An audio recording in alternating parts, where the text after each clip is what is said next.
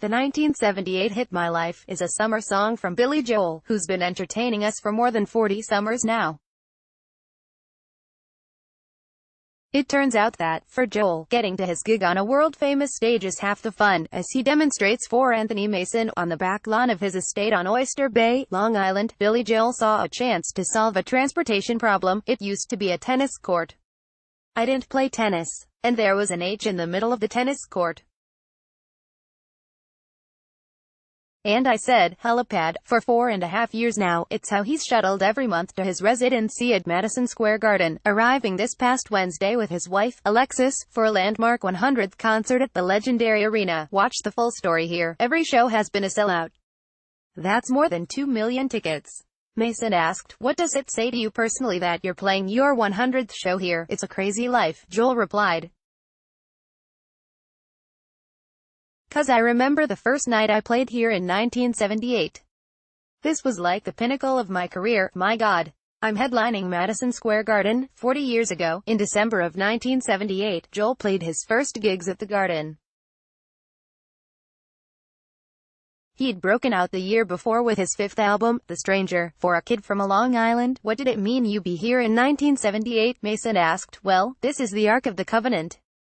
This is the High Holy of Holies, Mr. Joel's concert, the New York Times wrote, reaffirmed his stature as a talented, craftsmanlike pop composer, but he falls short of the committed passion of great rock. Off and on, over the years you've been beaten up by some critics, Mason noted. A lot of that beating up was self-induced, Joel laughed. Because I went to war with these guys. If I didn't agree with something they wrote, I would call them out on stage. And that doesn't help things. Why did you go to war with them? 'Cause they were wrong. Singer-songwriter Billy Joel. CBS News. His Garden gigs have proven him right. Even some of his songs that weren't big hits in the beginning have become standards, like Piano Man. We do that every night. You can't do a show without doing Piano Man, but the audience is singing along. They're doing a lot of the work, Mason said. Yeah? So, when I'm doing the song, I'm not actually thinking about what I'm doing. I'm listening to the audience singing. You know, I'm going, all right, not bad. Joel began playing the Garden monthly in January 2014 and didn't think it would last this long. They presented it like, okay, you're gonna do a residency, but what they really meant was, you're gonna be a franchise, like a sports team. How did you feel about that? Flattered.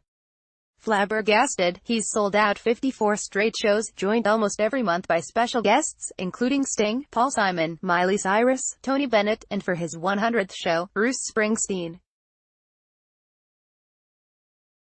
Bruce Springsteen showed up for Billy Joel's 100th show at Madison Square Garden. CBS News. Mason asked, for the shows you've played at the Garden, are there any particularly memorable moments for you? I mean, particularly in this residency, I remember the nights that my daughter Della was there, he replied. She was dancing around. This past year or so, there was the night I wore the Star of David, after the Charlottesville incident. You don't usually get political in shows. No, I don't think it's right for me to get up on a soapbox because that's not why people are there. But you had to do something that night. I had to do something that night. The president said, you know, there's some good people on that side. No, Nazis aren't good people. It really enraged me, actually. My old man, his family got wiped out. They were slaughtered in Auschwitz. Him and his parents were able to get out. But then he was in the U.S. Army during the war and fought with Patton and was shot at by Nazis. My family suffered. And I think I actually have a right to do that. At 69, Joel is playing songs he wrote seemingly a lifetime ago. He said, some of them have aged better than others. They're like my kids. Some of them grew up to be doctors and lawyers and Indian chiefs. Some of them a couple of bums. You know, his first huge hit, the Grammy-winning Just the Way You Are, is not one of the singer's favorites. It's a song I wrote for my first ex-wife, he laughed. It was a gift. And when I showed it to her, she said, does that mean I get the publishing, too? And it kind of took the shine off the thing. Joel was also annoyed when the sheet music was first published, that the wrong chords were printed. He wrote 33 top 40 hits. But then, after his River of Dreams album in 1993, Joel suddenly stopped. Mason asked, "What was the main reason you stopped writing songs?" "I couldn't be as good as I wanted to be," Joel replied. "It was driving me crazy. And it was wrecking my personal life, too, just not being able to be satisfied. And drinking became a problem because of that, to try to drown my frustration a little bit. If you look at what you've written some great songs. I could look at 25% of what I wrote and throw it out and not miss it at all," Joel said. Most artists would say the same thing, probably. But that's what drives good art. In the end, that kind of wore you down. Well, I wanted a personal life. You know, I've been married and divorced a couple of times. When are you going to be content with yourself? There's a quote from Neil Diamond that I related to a great deal. He said, "I've forgiven myself for not being Beethoven," and I read that quote and I said, that's my problem.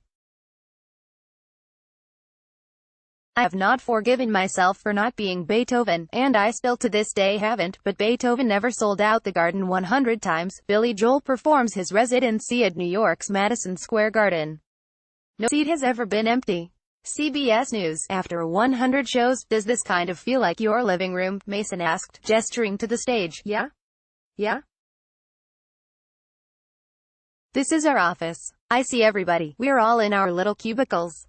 That's our office." And when Billy Joel's name was hoisted on a banner into the garden rafters Wednesday with those 3 imposing digits, even the piano man was impressed. "Is it a big deal for you?" Mason asked. "Yeah?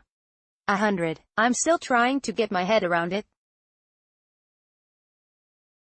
So, it looks like there's no end to this thing. Does that concern you? I may be doing it for the rest of my natural life." Billy Joel at the office.